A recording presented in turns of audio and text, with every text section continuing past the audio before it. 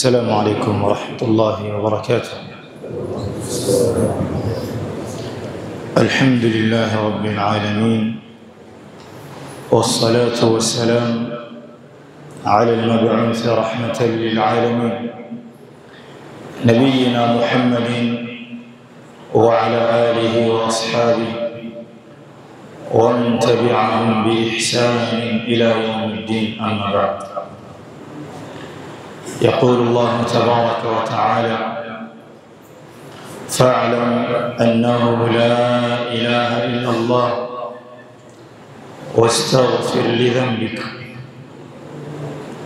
بعدكم حمد الله سبحانه وتعالى،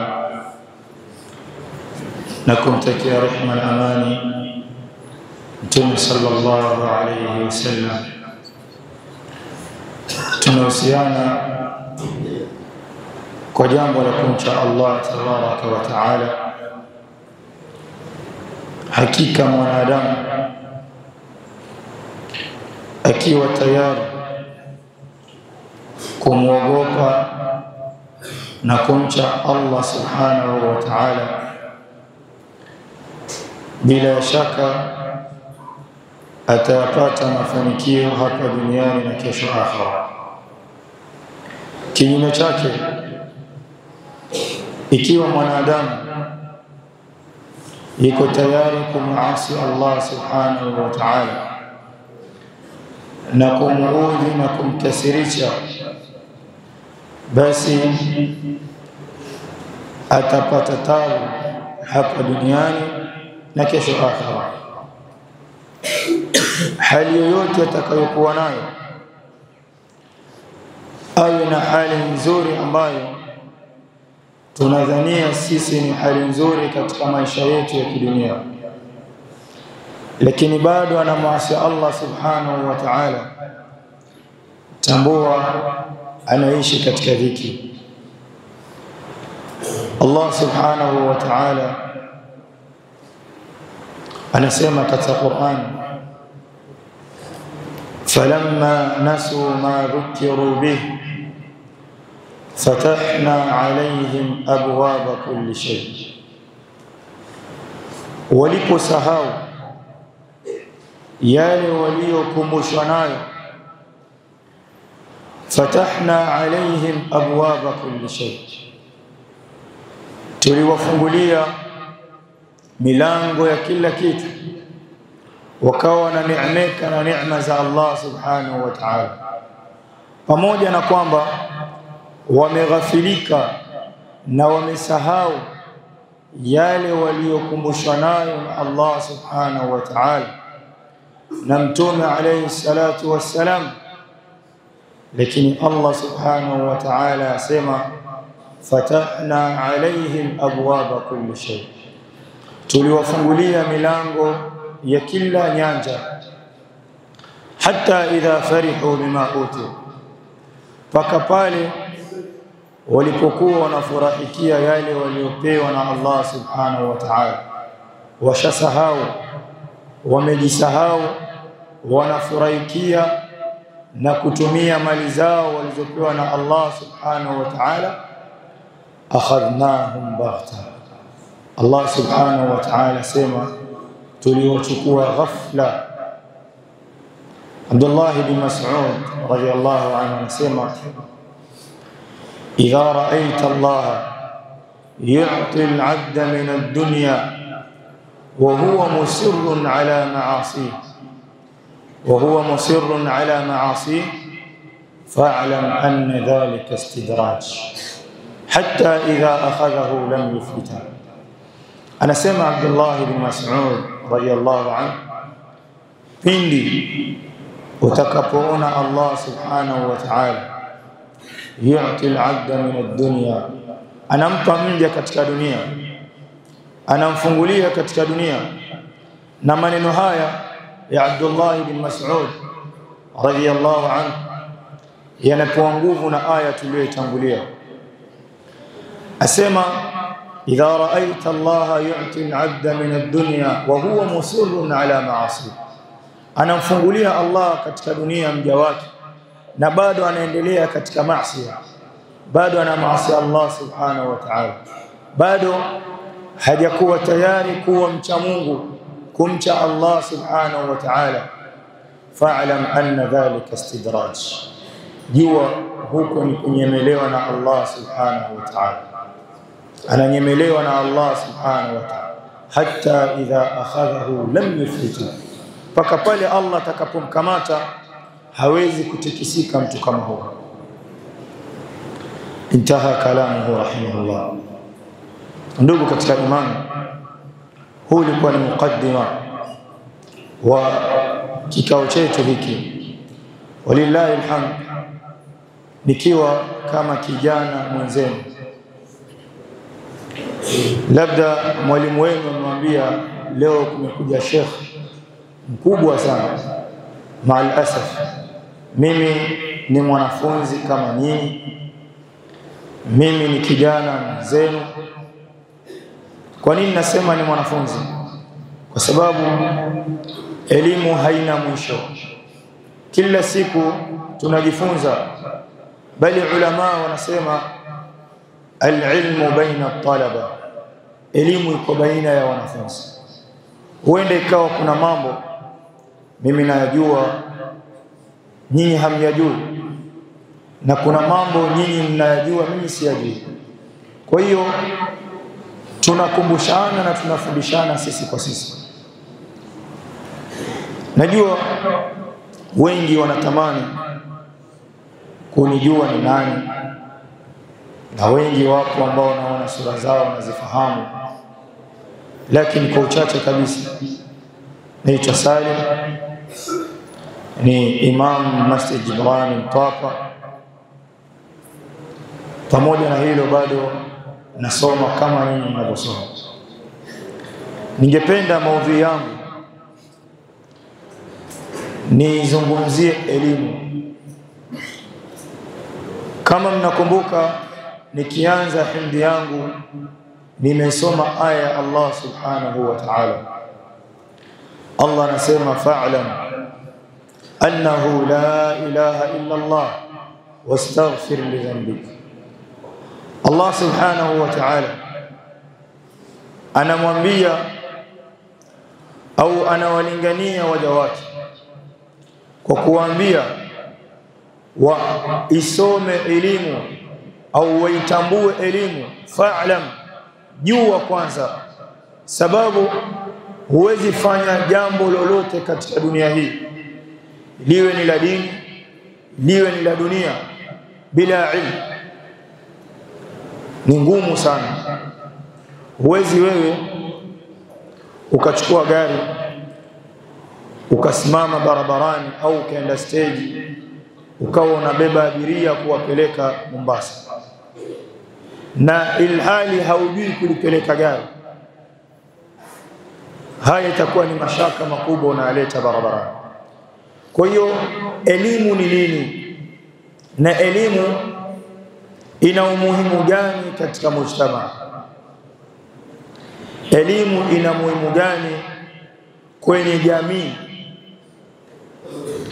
Kwanza tutambue ya kwamba kuna elimu aina mbili.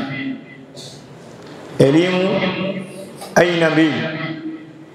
Elimu ya kwanza ni elimu ya dini, na elimu ya pili ni elimu ya dunia. Muislamu ni aibu kwa Muislamu akawa yeye duniani hayupo na akhera hayupo. Maana yake ni nini? Elimu ya dini hana au haijui, na elimu ya dunia pia haijui. Ni hatari kubwa, sababu Mtume alayhi salatu wassalam katika hadithi anasema lan tazula qadama 'abdin yawm al-qiyamah hatta yus'al an arba', hautonyanyuka unyayo wa mwanadamu siku ya kiyama mpaka aulize mambo manne. An umrihi fima afna, umri wake ameumaliza vipi katika dunia hii. Wa an shababihi fima abla, na ujana wake ameumaliza vipi katika ulimwengu huu. Ikiwa hapa ndipo sehemu tunayokanyaga sisi sote ni vijana, ujana wako umeutumiaje katika ulimwengu huu? Jambo la tatu, wa an ilmihi au an malihi min aina iktasabahu wa fima anfaqa, mali yake alionayo mwanadamu atauliza siku ya kiyama, ameitoa wapi, ameichuma kwa njia gani, na alipoichuma akaipata mali ile ameitoa kwa njia gani? Je, ameitoa kwa khairi ama ameitoa mali ile kwa shari? Wa an ilmihi madha amila bihi, na elimu yake aliifanyia nini katika dunia hii. Sasa Muislamu kama kijana, angalia katika hadithi Mtume alayhi salatu wassalam amezungumzia umri, jambo la kwanza, kisha jambo la pili akazungumzia ujana. Tuulizane hapa, je, ujana ni umri ama si umri? Ujana ni umri ama si umri? Tuko pamoja ama tumelala? Mimi napenda nikizungumza na watu wao pia wazungumze na mimi. Nikikuona umezubaa nitakusimamisha nikuulize swali. Ujana ni katika umri ama si katika umri? Tayib, ni katika umri. Lakini kwa nini Mtume alayhi salatu wassalam ameutaja umri kisha akataja na ujana mbele yake? Naam, ni kwa sababu ujana ni sehemu ambayo lau mtu ataamua kumtii Mola wake kisawa sawa baada ya taufiki ya Allah tabaraka wa taala, basi anaweza kumtii Mola wake. Na lau kijana ataamua kumwasi Allah subhanahu wa ta'ala kisawa sawa baada ya kufuata hawa za nafsi yake, basi anaweza kulifanya jambo hilo. Ni umri ambao anaweza kufanya mambo kijana ambayo mzee hawezi kuyafanya. Ni umri ambao anaweza kufanya mambo kijana ambayo mtoto hawezi kuyafanya. Ndio maana yule mshairi mmoja asema, faya laita ash-shababa ya'udu yawman fa ukhbirahu bima fa'ala bi al-mashib. Asema akiulaumu mzee, ya laiti ujana wangu utarudi siku moja niueleze ujana wangu kwa kile kilichonifanyia mimi uzee. Anatamani lau ujana utarudi ili aueleze kile kilichomfanyia au kilichomfanyia yeye uzee. Maana kwenye uzee kuna mambo mengi ambayo huwezi kuyafanya kama kijana. Kijana mwenzangu, sasa hivi tuko katika mujtama ambao wengi wanasoma na vile vile kuna baadhi ambao hawako tayari kusoma. Tuko kwenye mujtama ambao kuna wale ambao wanapambana kuitafuta elimu na kuna wale ambao hawako tayari kupambana kuitafuta elimu. Elimu hii ameizungumzia Mtume alayhi salatu wassalam. Pindi utakapoondoka katika dunia hii, Mtume alayhi salatu wassalam asema, idha mata al-insan inqata anhu amaluhu illa min thalathatin, pindi atakapokufa mwanadamu amali zake zote ukatika isipokuwa mambo matatu.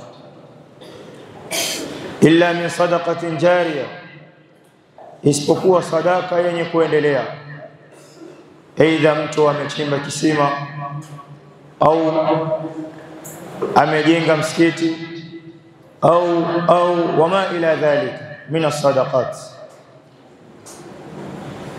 Illa min sadaqatin jariya au ilmin yuntafa'u bihi, au elimu yenye manufaa. Na hapa isitambulike tu kwamba elimu yenye manufaa ni elimu ya dini peke yake. La, ni elimu yoyote ambayo ina manufaa kwa watu. Elimu yoyote ambayo ina manufaa kwa watu inaingia katika hadithi hii ya Mtume alayhi salatu wassalam. Pamoja na kwamba elimu ya dini ni elimu ambayo ina ulazima ndani yake. Au waladin salihin yad'u lahu, au mtoto mwema ambaye anamwombea dua mzazi wake. Sasa tuulizane hapa, ikiwa hatuna cha kutoa, kwa sababu sisi tunadhania mwenye kutoa au mwenye kulifanya jambo la sadaqatun jariya ni mwenye mali, ambapo unaweza hata ukachangia kwa chako kidogo na ikawa ni sadaqatun jariya kwako wewe. Hata kwa elimu tu inakuwa ni sadaqatun jariya kwako wewe. Sasa ikiwa sisi kama vijana hatuko tayari kuitafuta elimu, kuichukua elimu, vipi tutakuwa na mustakbali mzuri? Vipi tutakuwa na familia ambazo zitatambua umuhimu wa elimu? Kwa sababu wewe kama kijana unatarajia iko siku utakuwa na familia yako. Ikiwa wewe haujatambua umuhimu wa kutafuta elimu, vipi utawajulisha au utawafahamisha watoto wako kuhusiana na umuhimu wa elimu? Kijana, unatakiwa ushikamane na jambo la subra. Kutafuta elimu sio jambo rahisi, sio jambo jepesi, sio jambo la kufanyiwa mchezo. Ni jambo ambalo anatakiwa mwanafunzi afungamanishe moyo wake na subra, afungamanishe nafsi yake na subra, na muombe Allah subhanahu wa ta'ala. Tukianza na elimu ya dini, elimu ya dini ni muhimu sana katika maisha yetu, bali ni wajib ala kulli muslim, ni lazima kwa kila muislamu wa jinsia ya kiume na jinsia ya kike. Al-ilmu qala Allah wa qala rasuluhu wa qala as-sahaba. Elimu ni qala Allah, amesema nini Allah subhanahu wa ta'ala. Qala rasuluhu, amesema nini mtume wake. Wa qala as-sahaba, amesema nini sahaba.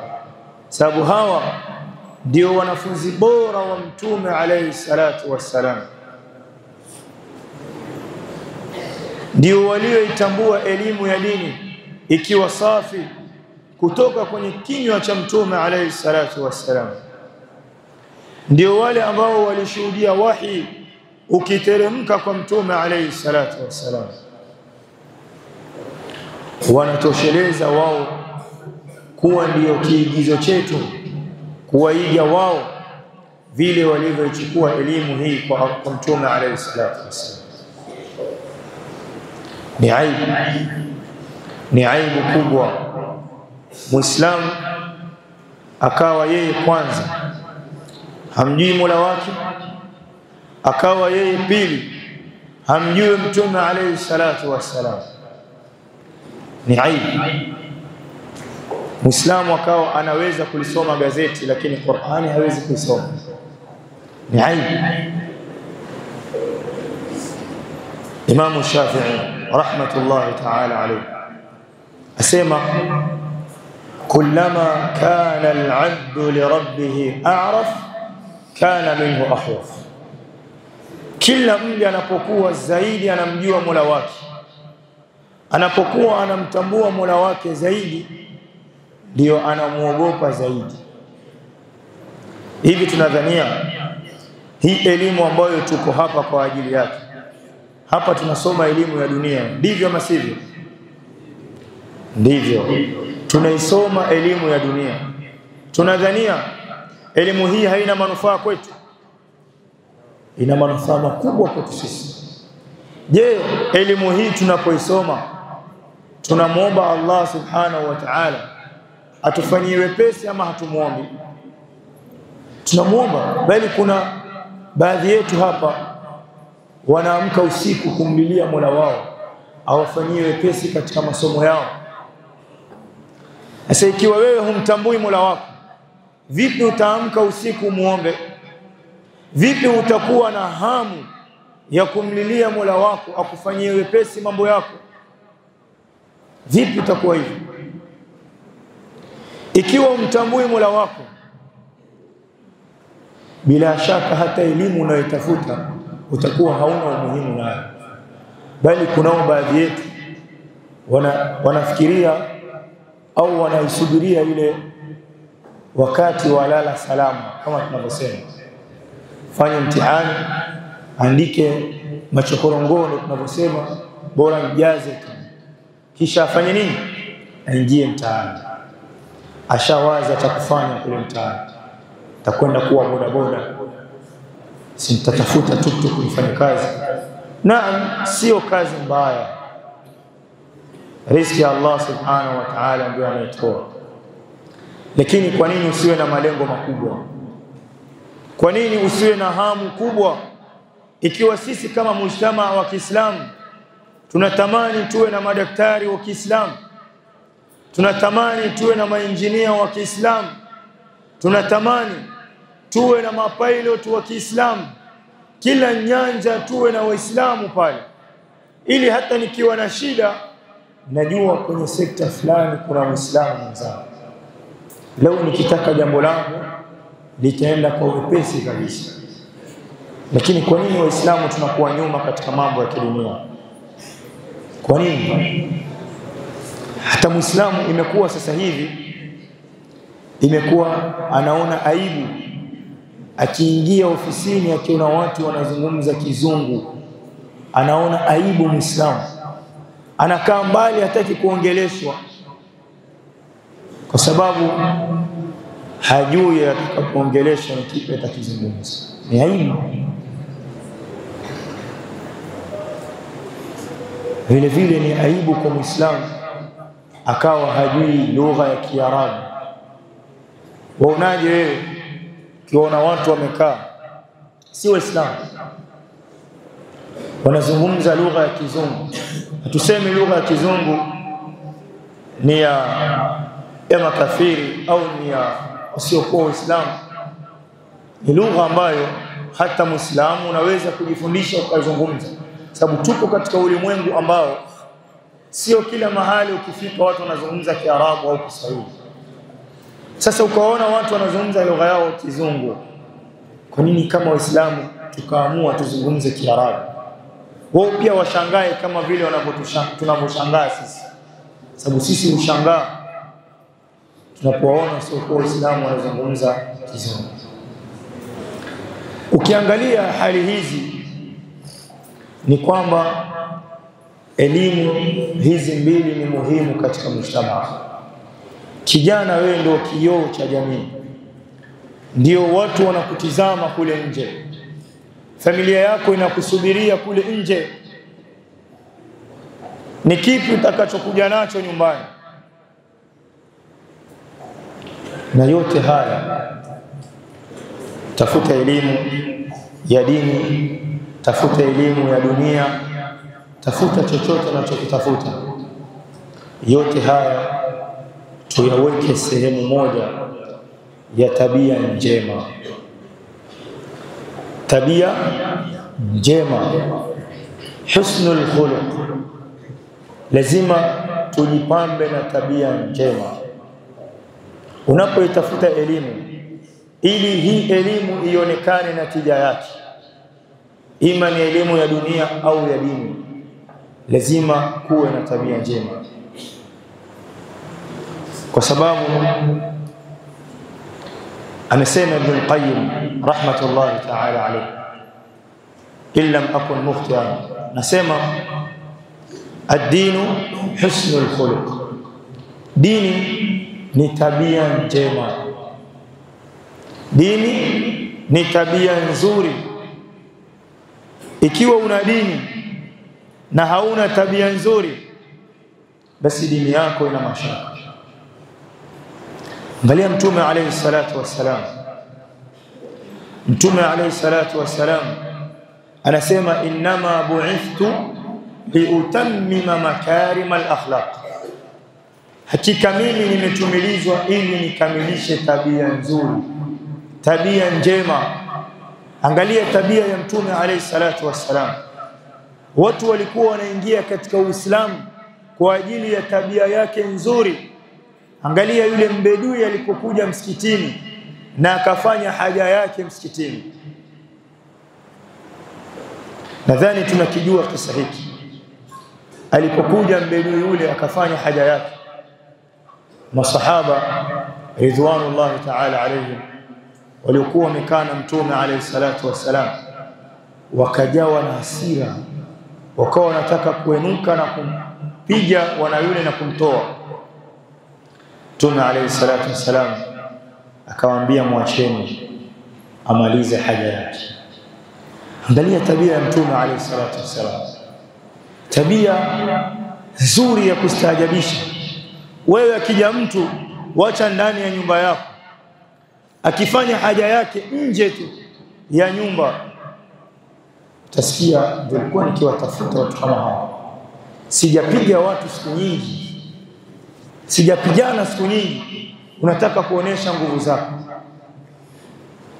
Mtume alayhi salatu wassalam pamoja bedui yule alikuja akafanya haja yake ndani miongoni mwa nyumba za Allah subhanahu wa ta'ala, lakini aliwaambia masahaba mwacheni amalize haja yake.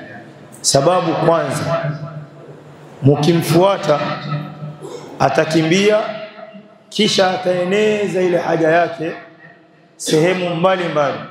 Sasa mwacheni aifanye sehemu moja haja yake. Mbedui yule akamaliza kufanya haja yake, kisha angalia cha ajabu, akawaambia wale masahaba walikuwa wamekasirika, chukueni maji mwage pale alipofanya haja. Wale masahaba walikuwa wamekasirika ndio wakaifanya kazi ile, sio aliyefanya haja. Kisha akamuita bwana yule au mbedui yule,